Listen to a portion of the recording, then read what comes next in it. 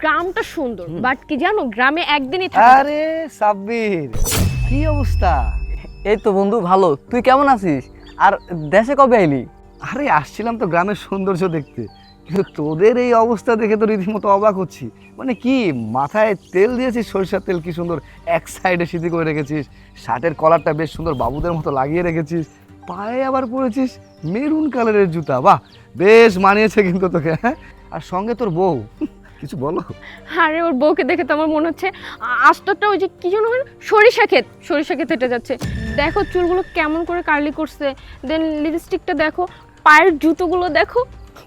সব মিলিয়ে তোদেরকে আস্ত একটা বন মানুষের মতো মনে হচ্ছে। আচ্ছা, একটা কথা বলতো আমাকে, এই যে তোরা সাজগুজ যে নিয়ে আছিস, তোদের কি কোনোদিন কমন সেন্স বলতে কোনো কিছু আসবে না? মানে গ্রামের মানুষরা, তোরা কি মানুষ হবি না, নাকি এরকম পশুর মতোই থেকে যাবি? কোনটা বলতো? একটু আমাদেরকে দেখে শিখ ইয়ার, কত ক্লাসি আমরা। হ্যাঁ, একটা আমাদের মানে একটা ব্যাপার একটা মেনটেন করি আমরা, আমাদের ফ্যাশন সেন্স দেখ। আর তোদের দেখ, সেই যে ছোটোবেলায় তোকে দেখেছি, এখন পর্যন্ত তুই যেরকমের সেরকমই রয়ে গেছিস।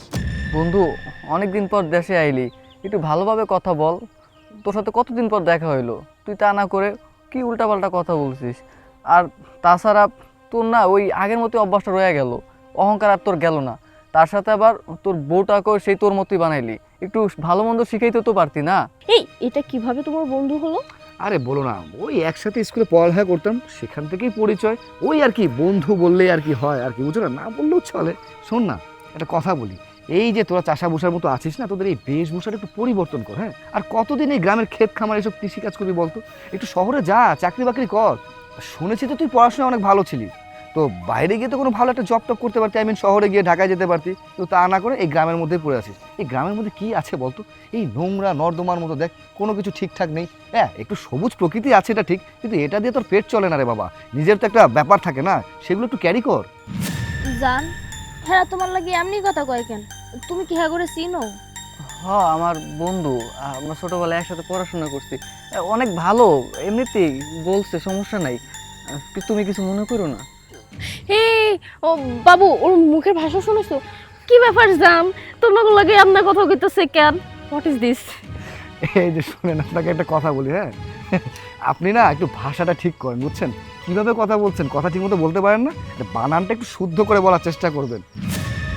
এই যে আপনারা দুজন অনেকক্ষণ ধরে এই দুজনের সাথে বাজে ব্যবহার করছেন কেন বলুন তো? আপনি কে ভাই, হুট করে দেবতার মতো হাজির হয়ে লেকচার দেওয়া শুরু করেছেন? হ্যাঁ, না, আমি দেবতা না। আপনাদের এইসব শুনে দেবতা বা ঈশ্বর তিনি নিচে নামবেন না। তবে একজন সাধারণ নাগরিকের উচিত আরেকজন নাগরিক যখন বিপদগ্রস্ত হয় বা বিপদগ্রস্ত কিছু মানুষের সাথে যখন আর্গুমেন্টে যায় না, তখন ন্যায় হিসেবে তাদের পাশে দাঁড়ানো। আপনারা অনেকক্ষণ যাবত ওনাদের কথা শোনাচ্ছেন। আপনাদের টপিক ছিল খ্যাত খামার চাষা ভূষা এগুলো নিয়ে। শুনুন, আপনারা ইট পাথরের শহরে থাকেন, একটা কথা মনে রাখবেন, এই গ্রাম ঈশ্বরের সৃষ্টি আর শহর মানুষের সৃষ্টি। আপনারা আপনাদের সুবিধার্থে সেই শহরটা সৃষ্টি করেছেন, কিন্তু আপনাদের বেঁচে থাকার জন্য যা যা প্রয়োজন না, সব এই গ্রাম থেকে যায়। আপনারা যা খাচ্ছেন, যা পড়ছেন, সব কিছু থেকে গ্রাম থেকে যায়। আপনাদের এই ধান চাল যা যা খাচ্ছেন, বিভিন্ন সবজি দুধ যা যা খাচ্ছেন, সব কিছু কিন্তু গ্রাম থেকে যাচ্ছে। আর যে কাপড়গুলো পরছেন না, এই কাপড়ের তন্তুগুলো, তুলো যেগুলো থেকে কাপড় তৈরি হয়, সব কিছু কিন্তু এই গ্রাম থেকে যায়, শহর থেকে তৈরি হয় না। ওকে ফাইন, মেনে নিলাম আপনারা শহরে, তাহলে ইট পাথর খান, প্লাস্টিক খান, যেগুলো শহর উৎপাদিত হচ্ছে, তা তো খাবেন না, তাকে সার্ভাইভ করা যায় না। আপনাদের মতো শহরের মানুষগুলো না এই গ্রামের মতো সহজ সরল মানুষের কাছে হাত পাততে হয় বেঁচে থাকার জন্য। আর কি বললেন? ভাষা, ওনাদের ভাষা উল্টাপাল্টা। সরি টু সে দ্যাট, এটা তাদের মাতৃভাষা, মাদার ল্যাঙ্গুয়েজ। আপনারা শহরে গেছেন, ভাষা শিখেছেন, শুদ্ধ ভাষা শিখেছেন, সেই ভাষাটা কিন্তু আরোপিত ভাষা। কিন্তু এরা যেটা বলছে না, ধরে নিন আমাদের দেশে অনেক রকম ভাষা আছে, চট্টগ্রামের ভাষা, ঢাকার ভাষা, বরিশালের ভাষা, নোয়াখালীর ভাষা, সিলেটের ভাষা, এই ভাষাগুলো হচ্ছে তাদের মাদার ল্যাঙ্গুয়েজ, মায়ের মুখ থেকে শেখা ভাষা। আর শহরে গিয়ে আমরা যখন বাবু হয়ে যাই, তখন আরোপিত কিছু ভাষা শিখি। হ্যাঁ, বলছি না সে ভাষাগুলো খারাপ, কিন্তু তার মানে এই নয় যে আমরা আমাদের অরিজিন ভুলে যাব। আমাদের দেশের হরেক রকম ভাষা আছে, গ্রামে হরেক রকম চাষভূষ হচ্ছে, যেগুলো দিয়ে আপনারা বেঁচে আছেন, এগুলোকে পুঁজি করে আপনারা খাচ্ছেন। একটা বন্ধু আর একটা বন্ধুর সাথে এতদিন পর দেখা হয়েছে, কোথায় আলিঙ্গন করবেন না। কি বললেন? গ্রামে হচ্ছে বেড়ানোর জন্য, থাকার জন্য না। এখনো শহরের চেয়ে অনেক বেশি মানুষ গ্রামেই থাকে, বুঝেছেন? আর আপনাদের দুজনকে বলছি, এতক্ষণ ধরে আপনাদের অপমান করছে, আপনারা কিছু বলতে পারলেন না? আপনার পায়ে তো মেরুন জুতা ছিল, মেরুন জুতা নিয়ে কথা বলেছে, টাস করে মাথায় মারলেন না কেন? তাহলে শিক্ষা হয়ে যেত। ভাই থাক, ওদেরকে কিছু বললেন না। ও আমার বন্ধু, ছোটবেলায় একসাথে পড়ছি, অনেকদিন পর দেশে আইছে তো তাই বুঝতে পারে নাই। বন্ধুর সাথে একটু মজা করছে আর কি, বাদ দেন ভাই। দেখলেন, শুনলেন, এখনো তাদের সহজ সরল ব্যাপারটা রয়ে গেছে বলি না। গ্রাম এত সুন্দর, মানুষগুলো এত ভালো, এখনো তারা বলছে আপনি নাকি মজা করছেন। এদের মধ্যে না মজা করার সিরিয়াসলি বলার কোনো তফাৎই এরা বোঝে না। যদি সম্ভব হয় মাপ চেয়ে নিন, বুঝেছেন? সাবির, সরি রে ভাই, আসলে অনেকক্ষণ থেকেই তোকে অনেক কথা শুনেছি। আসলে এসব কথা বলা আমাদের উচিত হয়নি।